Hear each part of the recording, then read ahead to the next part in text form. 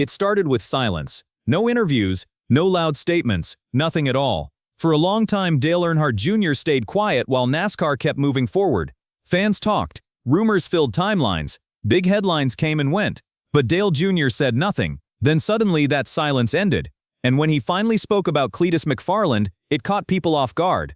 Because this was not about one race, and it was not about one driver. It was about something deeper that has been changing inside NASCAR for years. For many fans, NASCAR feels predictable. The same tracks, the same formats, the same rhythm every season. People think they understand how the sport works. But Dale Jr. made it clear that something important is shifting. Not just on the track, but in how fans connect to racing itself. And Cleetus McFarland is right in the middle of that shift. The moment that changed everything was the New England 900 at Stafford Speedway. This was not a normal race. There were no million-dollar teams, no polished haulers, no carefully managed image. Instead, there were old Crown Victoria cars, doors banging, cars sliding sideways, train horns blasting over the engines. The race felt loud, chaotic, and completely out of control. And somehow it worked.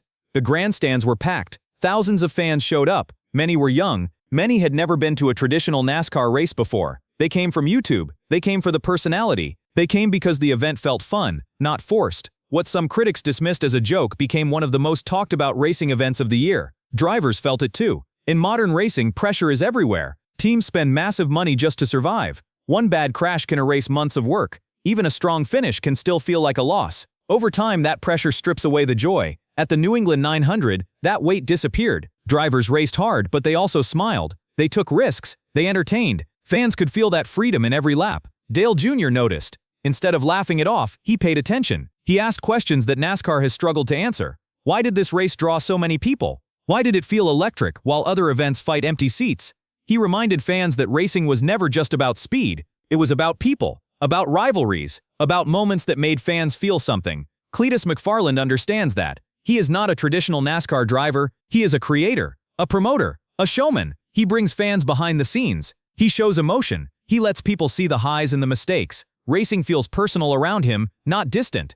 Dale Jr. didn't call it a gimmick. He treated it like a signal. And now the story is getting bigger. There are serious discussions about Ram possibly returning to NASCAR's Truck Series. Ram has been gone for years. A fourth manufacturer would reshape the sport. More competition, more attention, more eyes. Cleetus McFarland's name keeps surfacing in those conversations. Nothing is signed. Nothing is official. But the idea alone has the industry watching closely. If Cleetus enters the Truck Series in any form, it will not be easy. That series is demanding. Long schedules, tough tracks, real consequences. This is not YouTube racing. It is professional competition. But it could also introduce NASCAR to fans who have never watched a truck race before.